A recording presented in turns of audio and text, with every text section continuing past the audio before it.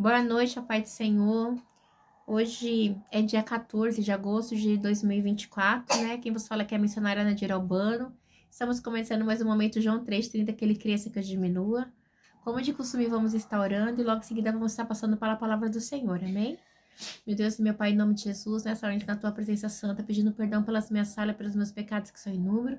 Senhor Deus, eu apresento o lar, a família, o ministério, o chamado. Senhor Deus, eu apresento a vida daquele irmão, daquela irmã que vai estar do outro lado, ouvindo a meditação dessa palavra, que o Senhor possa estar indo de encontro, Pai. Se tiver alguém enfermo, que o Senhor possa estar curando. Se tiver alguém lutado, que o Senhor possa estar consolando. Se tiver alguém desempregado, que o Senhor possa estar abrindo a porta, Pai. Para aquele pai de família que não tem o que colocar na sua mesa, que está desempregado. Senhor, aquela mãe solo também, Pai, que não sabe o que fazer, Pai, neste frio que está aqui em São Paulo, Pai, para comprar a roupa dos seus filhos, o sapato, passando por dificuldade, por necessidade. Senhor Deus, toca em pessoas para estar abençoando. Senhor, visita, Pai, as pessoas que estão no presídio, as pessoas que estão na Fundação Casa, os jovens, os adolescentes, Pai. Levanta, Pai, evangeliza para evangelizar estes lugares, para pregar a Tua palavra, o Teu amor. Os moradores de rua, Pai, que estão nesse momento tão frio ali, Pai. Muitas crianças morando na rua, pais de família que foram despejados. Oh, meu Deus, muitos estão ali por opção, mas muitos também estão ali porque não tem para onde ir. Senhor, visita ali a Cracolândia, visita as prostitutas, Pai, que tem se prostituído. Senhor Deus, que muitas vezes, Pai, sabemos, Pai, que o príncipe das trevas tem cegado o entendimento dessas pessoas, Pai. O espírito do engano, da prostituição, do adultério, do lesbianismo, do homossexualismo, Pai, liberta, Pai. Senhor, hoje eu consigo entender que muitas vezes, muitas dessas situações é o diabo trabalhando para destruir, Pai, as pessoas para não chegarem a Ti. Pois eu te peço nessa noite, Senhor, envia anjos, Pai, para guerrear em favor dos seus pequenos. Muitos daqueles não têm força, nem conhecem a Tua palavra, mas que o Senhor possa estar enviando anjos nesse dia para estar libertando. É o que eu te peço em nome do Pai, do Filho e do Espírito Santo de Deus. Senhor, também, Pai, visita as nossas crianças, Pai, que muitas são molestadas, abusadas, espancadas fisicamente, mentalmente.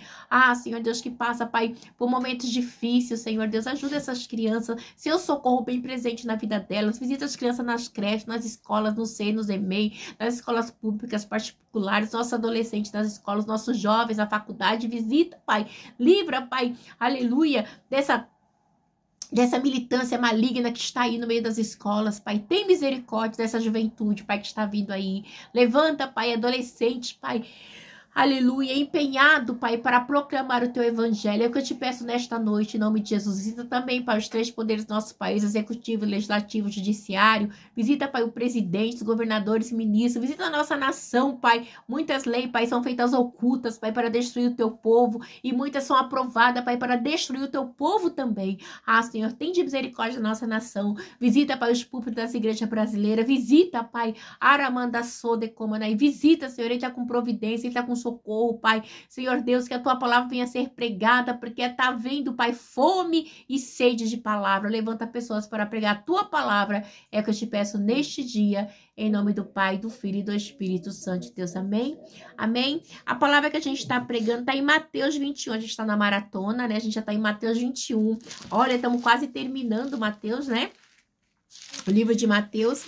E assim que terminarmos o livro de Mateus, vamos entrar no livro de Marcos, tá bom? Para a gente estar aprendendo do Senhor, aquilo que o Senhor tem para mim e para você.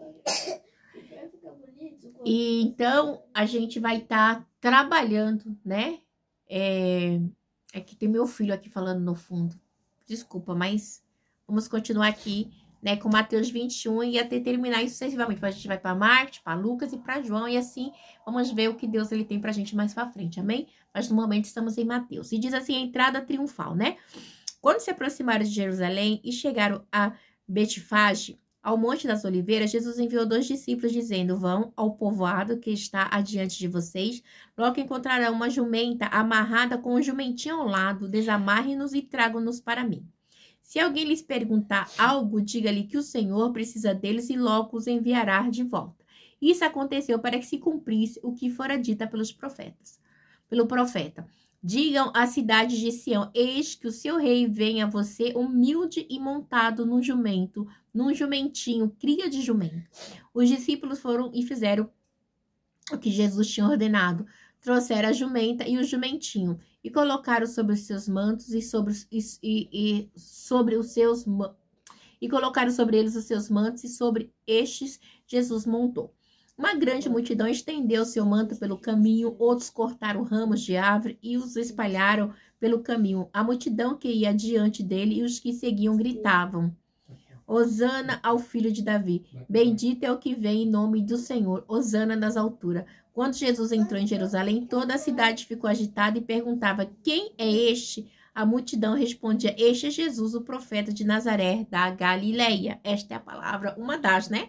Meu Deus, meu Pai, em nome de Jesus, nessa hora que na tua presença santa, mais uma vez pedindo perdão pelas minhas falhas, pelos meus pecados. Senhor Deus, que eu não fale aquilo que eu quero, mas eu falo aquilo que o Senhor tem que falar aos nossos corações. Como diz João 3,30, que é o nome deste canal, que ele cresça e que eu diminua, em nome do Pai, do Filho e do Espírito Santo de Deus, amém?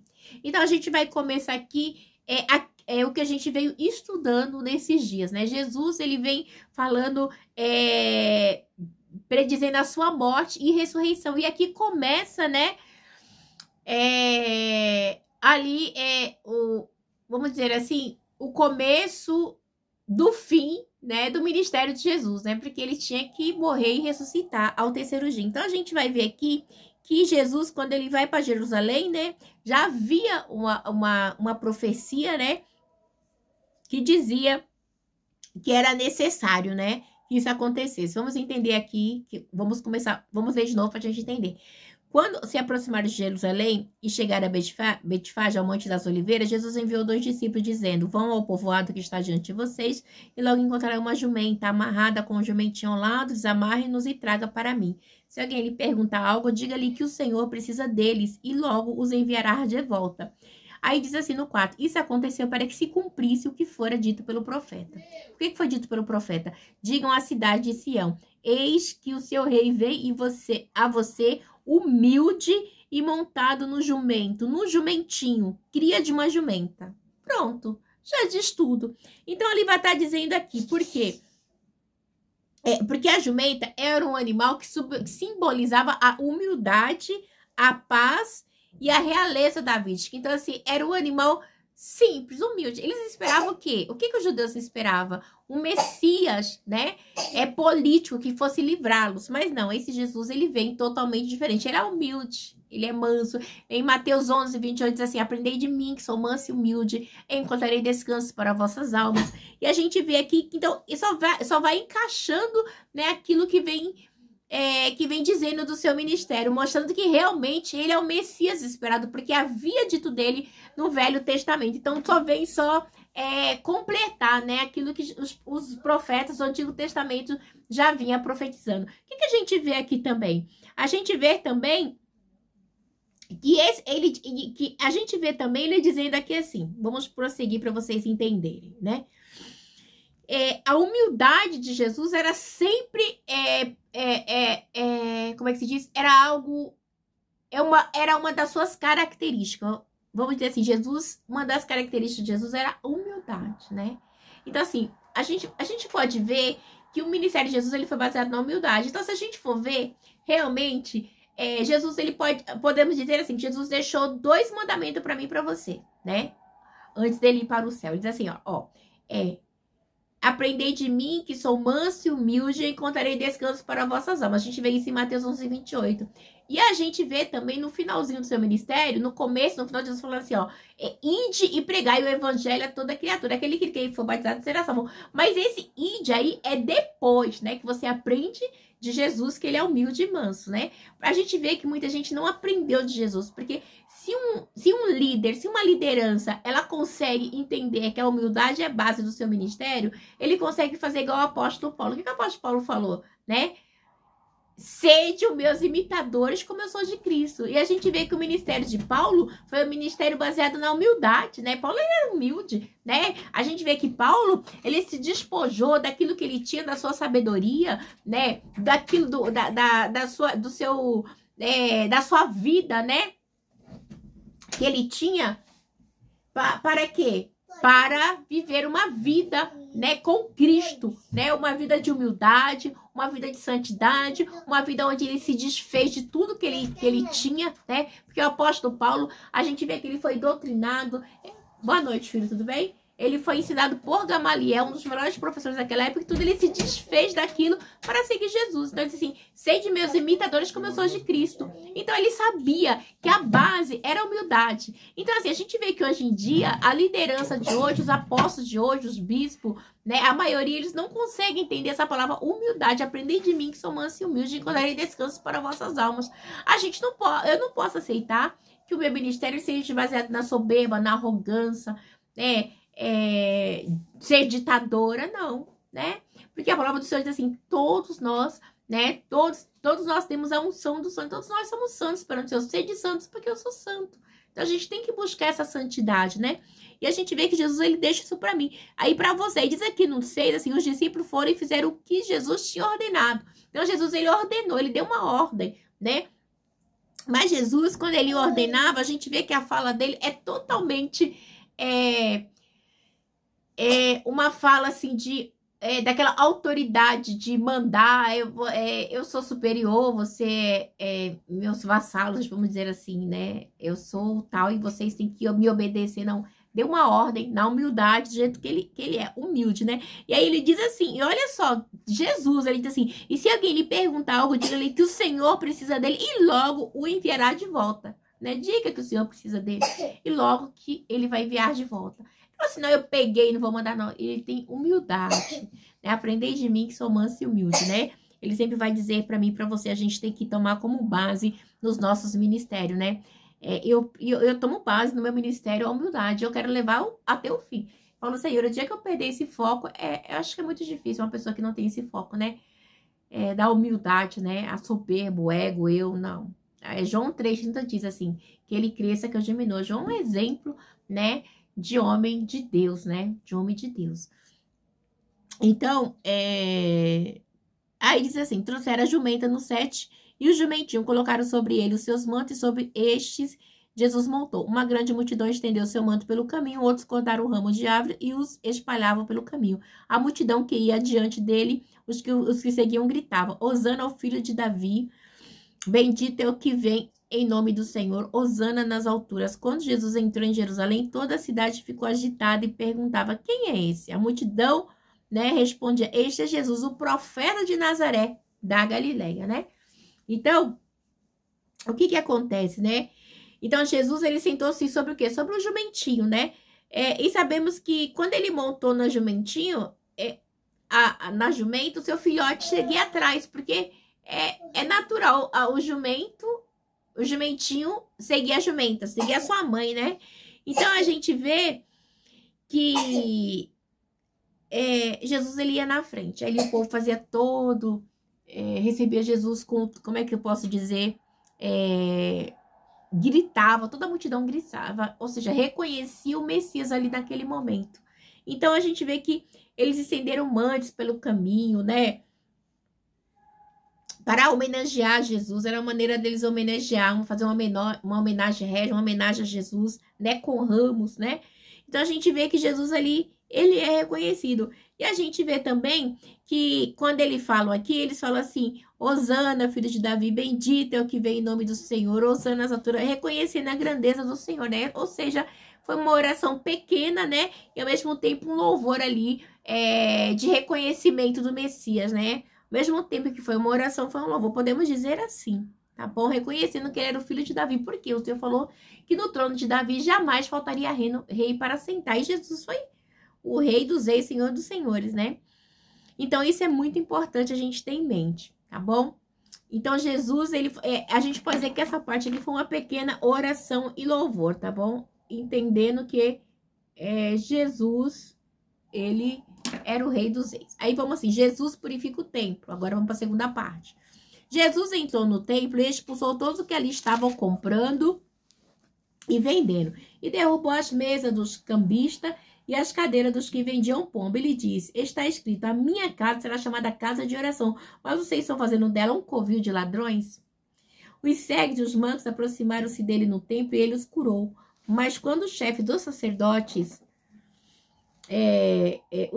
no 14, os cegos e os mancos aproximaram-se dele no templo e ele os curou. Mas quando os chefes dos sacerdotes e os mestres da lei viram as coisas maravilhosas que Jesus fazia e as crianças gritando no templo, Hosana, filho de Davi, ficaram indignados e lhe perguntaram: não está ouvindo o que essas crianças estão dizendo? E respondeu Jesus: sim, vocês nunca leram? Dos lábios das crianças e dos recém-nascidos estará o louvor?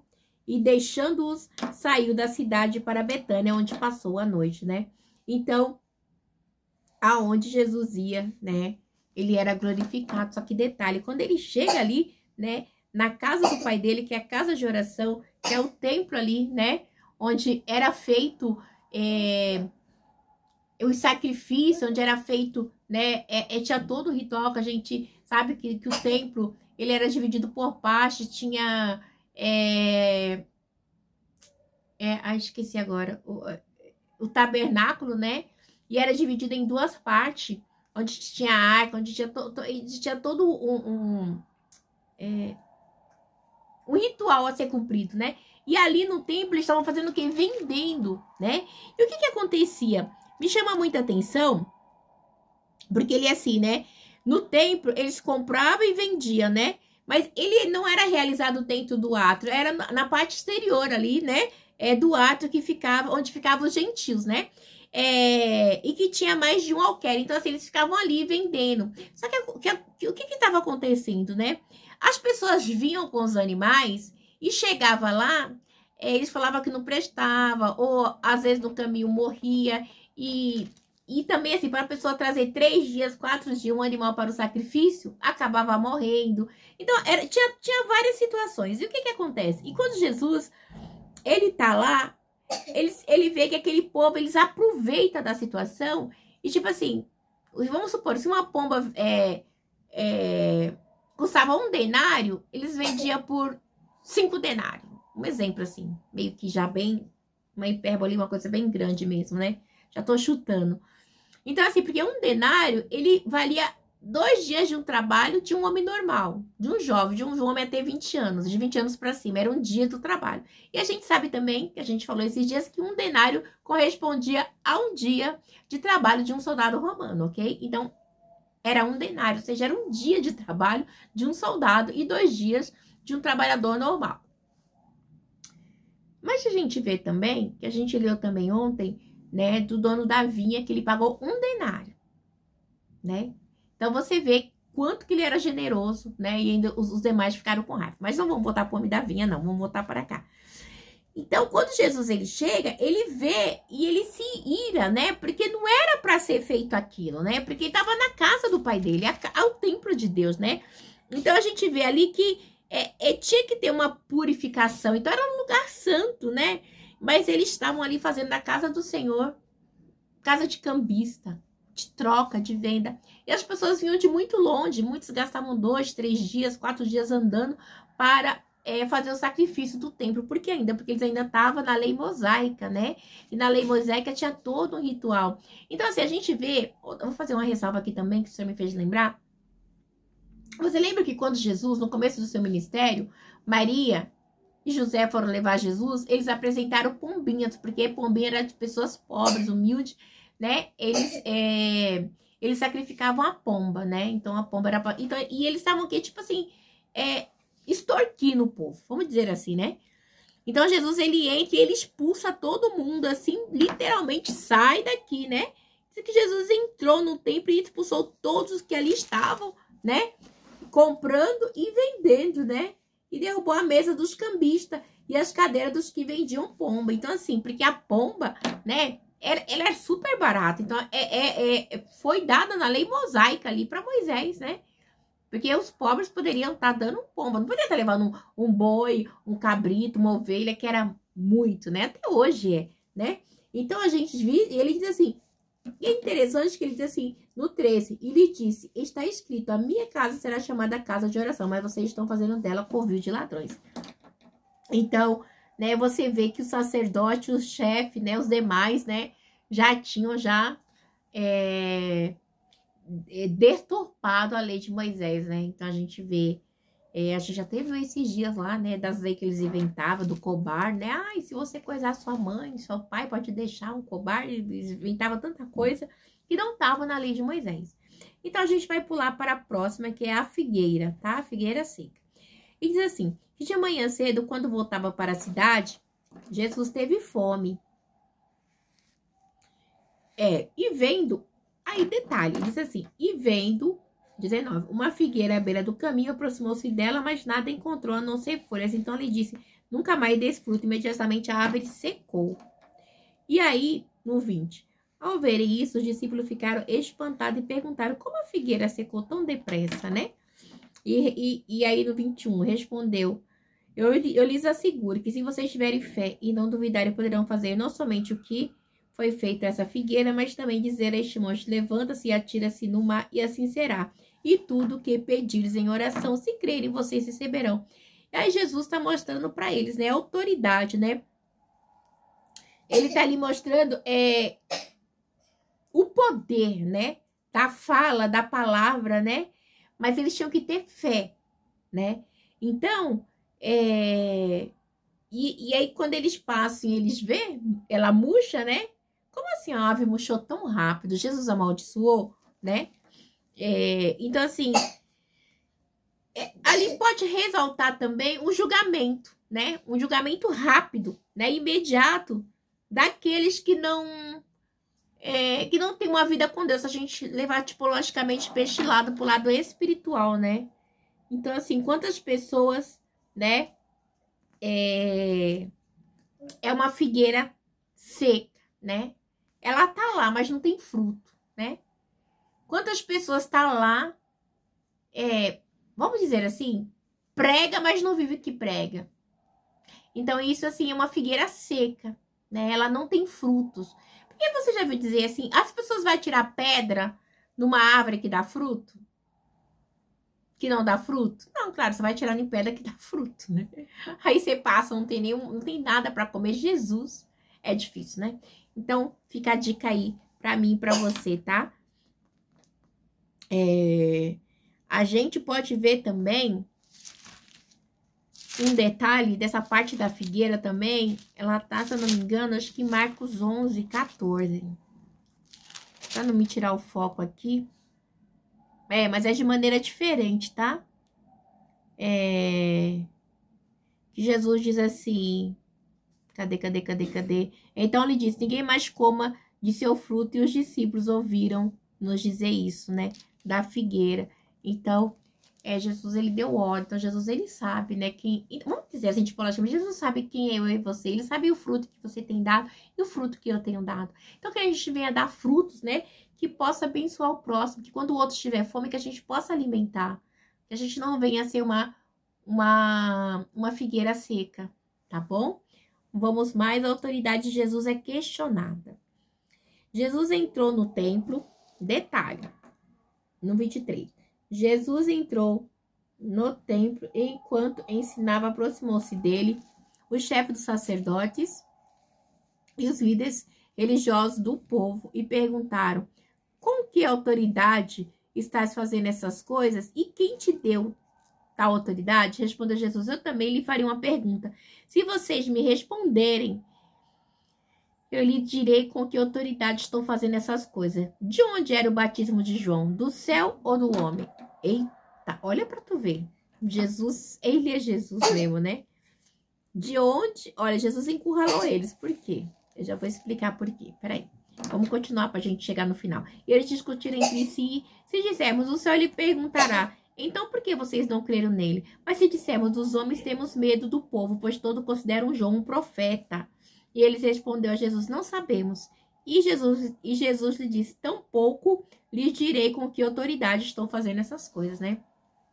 Porque você sabe que João Batista, ele veio na frente, né?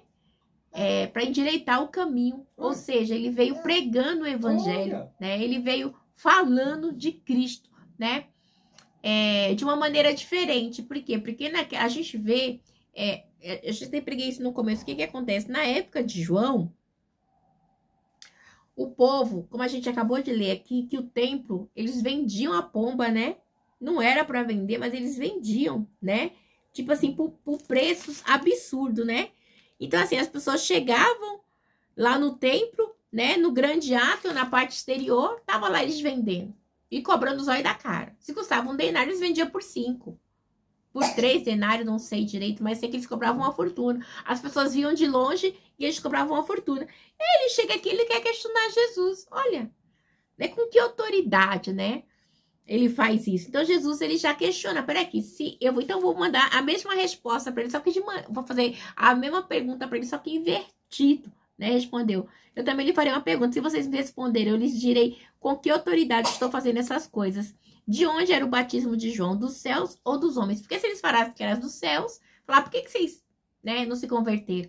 Então, eles já sabiam, eles mesmos tinham a resposta, né? A gente vê que eles disseram aqui, assim, na parte B, né? Ele diz que o gerente se dizendo, se dissermos do céu, ele perguntará, então por que vocês não creram nele? Por que vocês não creram em João, será do céu, né? Mas se dissermos dos homens, temos medo do povo, pois todos consideram João um profeta. Porque João, ele era um profeta, né? Eu até falei com vocês esses dias, acho que uma pregação, não lembro que dia foi essa semana, né? De Herodes, né? E Herodias, né? Que Herodes pergunta se Jesus era a encarnação de João Batista, né? Então, você vê a situação, né? Antes de João ter a sua cabeça posta numa bandeja de madeira, onde eles comiam carne, e na mesma bandeja que eles comiam a carne, né? Foi dada a cabeça de João Batista, né? Então, assim, você vê a falta de temor de Deus, né? O diabo, como ele tripudia na mente de uma pessoa que não entende as coisas do céu, né? A pessoa segue espiritualmente o que o diabo faz. E aí, detalhe, né? A gente vê... Cadê? Que acontece isso, né? Então, aí Jesus lhe disse, tampouco lhe direi com que autoridade estou fazendo essas coisas. Então, pronto, não vou dizer, né? Então, igreja, tem muitas coisas da vida na sua vida que o Senhor, ele não vai dizer nesse momento, mas ele vai dizer depois. Muita coisa que acontece hoje, né, a gente não entende, a gente vai entender depois. Mas a maioria tem a certeza que é para a glória de Deus. E não é fácil, igreja. Deus, Jesus, a Trindade, ele não desperdiça sofrimento. Tudo que eu e você passamos é por um propósito. Mesmo que nesse momento esse propósito a gente não entende. E não é fácil, hein, igreja? Não é fácil. Tem situações na minha vida hoje que ainda eu questiono, eu falo, Senhor, por quê? Né?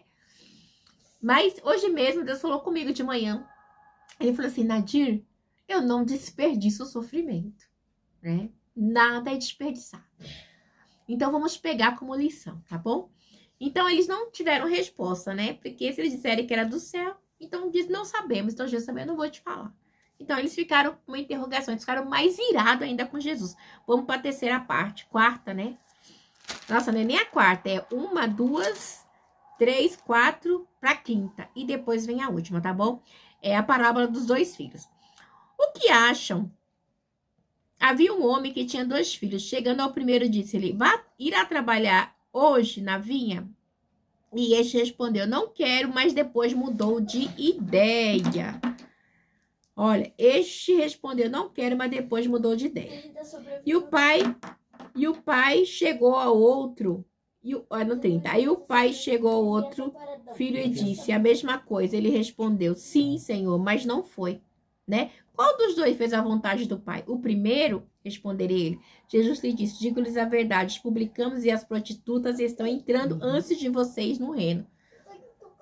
Olha que forte, né? Digo-lhes a verdade, os publicanos e as prostitutas estão entrando antes de vocês no reino. Porque João veio para lhe mostrar o caminho da justiça e vocês não creram nele. Mas os publicanos e as prostitutas creram. E mesmo depois de verem isso, vocês não se arrependeram, nem creram nele, né? Então, Jesus... Ô, Nunu, mamãe tá acabando aqui. Peraí, meu filho. Então, Jesus está falando, né? Vocês não creram em João Batista, né? Vocês não creram, né? Então, é a mesma coisa, né? Jesus, ele veio, né? E é simples assim, porque... Ele fala assim, ó, o que tinha 2 filhos, chegando o primeiro filho, ou seja, o primeiro filho quem é? Os judeus, né? É ele, veio para os seus não receberam, João 1:1, né? E Jesus veio para os seus não receberam, ok? A gente pode até colocar aqui, João 1:1. João 1, verso 1. E este respondeu, não quero, mas depois mudou de ideia, né? E foi, né? E o pai chegou, outro filho disse a mesma coisa, ele respondeu, sim, Senhor, mas não foi. Qual dos 2 fez a vontade de Deus? O primeiro respondeu-lhe. Jesus disse, digo-lhe a verdade, os publicanos e as prostitutas entrarão antes de vocês no reino de Deus. Por quê? Jesus, ele diz na palavra dele que ele não veio para os sãos, ele veio para os doentes. Pronto. Que é os doentes, as prostitutas, os gentios, né? Os publicanos, aquelas pessoas que não vieram da linhagem dos judeus, né? Os gentios, a gente pode ter que colocar os romanos aqui e muitos outros que futuramente depois se achegar a Jesus. Eu e você somos uma. Eu mesmo não sou judia, mas, né, pela misericórdia a gente foi enxertado, né, na videira verdadeira que é Cristo. Então a gente vê, né, e aí ele diz aqui, porque é muito tremendo que Jesus, ele deixa bem claro, porque ele diz assim, ó, porque no 32, veio para lhe mostrar o caminho da justiça, quem veio? João. E não creram nele, mas os publicanos e prostitutas querem, e mesmo depois de verem isso, vocês não se arrependerem. Então, assim, ó, os gentios, publicanos, as prostitutas querem, vocês não creram, então vocês vão ficar para trás, né? Então, eu vim para vocês e vocês não aceitaram, não entenderam?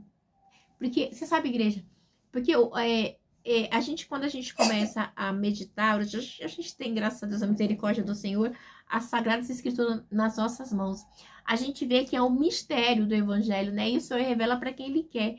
E só consegue entender o Evangelho quem é espiritual, porque as coisas do Senhor não é dessa terra, né? A gente vai ver que Ele vai falar para você que nós não somos dessa terra, nós somos como simplesmente forasteiros, como diz Tiago, né?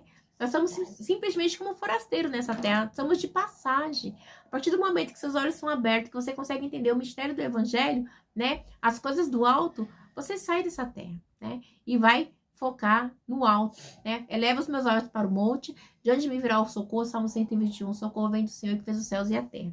Vamos aqui para a palavra dos lavradores e vamos terminar. Diz assim, ouça, outra palavra, havia um proprietário de terra que plantou uma vinha, colocou uma cerca ao redor dela, cavou um tanque para prensar as uvas e construiu uma torre.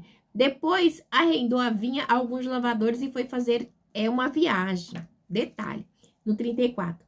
Aproximando-se a época da colheita, enviou seus servos aos lavradores para receber o fruto que lhe pertenciam, né? A gente vê que esse lavrador, esse dono da terra é o próprio Deus, né? E quem ele enviou primeiro? Não foi os profetas do Antigo Testamento? Eles não foram? Né? A gente vê Ezequias, Jeremias, a gente vê Moisés, a gente vê Abacuque, a gente vê muito, Malaquias, a gente vê um monte, né? Então, o Velho Testamento representa aqui, mas eles não simplesmente rejeitaram. Aí vamos pro 35. E diz assim, os lavradores agarraram seus servos e os espancaram, e outros os mataram e apredejaram. Não foi assim que aconteceu com os irmãos do Antigo Testamento? Não foi assim, né? Com os profetas, né? Que lutaram, pregaram, né? Muitos foram perseguidos, apredejados, né? Foram mortos, e assim sucessivamente. Vamos para o 36. Então enviou-lhe outros servos, em maior número, os lavradores os trataram da mesma forma. Por último, enviou o seu filho, dizendo, a meu filho respeitarão. Por último, ele envia quem? Jesus, né? Mas a gente vê que eles também não respeitaram, né? E a gente vê que esses lavradores aqui, né? Desculpa. A gente vê que esses lavradores, né? Muitos servos eram os profetas do Antigo Testamento e eles foram mortos. Depois veio Cristo, né? Que foi condenado também pelos líderes religiosos. Então a gente vê que sempre há esse intrincamento, essa relutância deles em aceitarem Jesus, né? Então eles quebram, sempre há uma separação, né? E a gente vê que quando Jesus veio, né? Eles o mataram, né? E aí diz aqui no 40, portanto, quando vier o dono da vinha, o que fará aqueles lavradores? Quando Jesus voltar, né? Porque a gente sabe, né? O dono da vinha, quando Deus voltar, quando Jesus voltar, né? A gente pode colocar neste meio também os gentios, né? Que Paulo ganhou, né? Que que aceitaram Jesus, que Paulo é o apóstolo dos gentios, os judeus rejeitaram todo o tempo, né? Então a gente vê aqui, portanto, quando vier o dono da vinha, o que fará aqueles lavradores? O que será feito deles, né? Dos judeus? O que será feito daqueles que não aceitaram Jesus, que rejeitaram, né? Ele veio para aquele povo que ele cercou, né? Ele colocou uma cerca. Ele diz aqui assim, ó, colocou uma cerca ao redor dela, cavou um tanque para prensar as uvas e construiu uma torre. Sabe por que essa torre? Porque a torre, né, na vinha, né, tinha aquela pessoa que era responsável, né, pela vinha e ficava numa torre. Essa torre, segundo as escrituras, diz que tinha mais ou menos entre 2 a 5 metros. Eles ficavam de cima, vigiando, vendo, né? Era tipo uma plataforma, né? Então, assim, era o que eles deveriam ter feito, né? Deveria ter explicado os rabinos, deveria ter feito tudo certinho, mas não. Deixou cair ali, ó. Tipo, foi se esvairando, né? Foi perdendo ali a essência, né? Da história, né? Os judeus foram perdendo a sua essência ali, da saída do Egito, né? Ali de Faraó até a chegada de Jesus nessa época. Então a gente vê que diz assim: responderam eles: matará de modo horrível estes perversos? Olha só, no 40. Portanto, quando vier o dono da vinha, o que fará aqueles lavradores? Responderam ele: matará de modo horrível esses perversos e arrendará a vinha a outros lavradores que lhe dei a sua parte do tempo da colheita? Jesus lhe disse: vocês nunca leram isso nas escrituras? A pedra que os construtores rejeitaram, que é Jesus, né, tornou-se pedra angular. Isso vem do Senhor e é algo maravilhoso para nós. Aí Jesus continua: portanto, no 43, portanto eu lhe digo que o reino de Deus será tirado de vocês e será dado a um povo que dê frutos do reino. Ou seja, foi tirado dos gentios e foi dado para mim e para você, tá bom? Que nós não somos judeus, mas nós somos enxertados na videira verdadeira que é Cristo. No 44, assim, aquele que cair sobre esta pedra será despedaçado e aquele que sobre quem ela cair será reduzida a pó.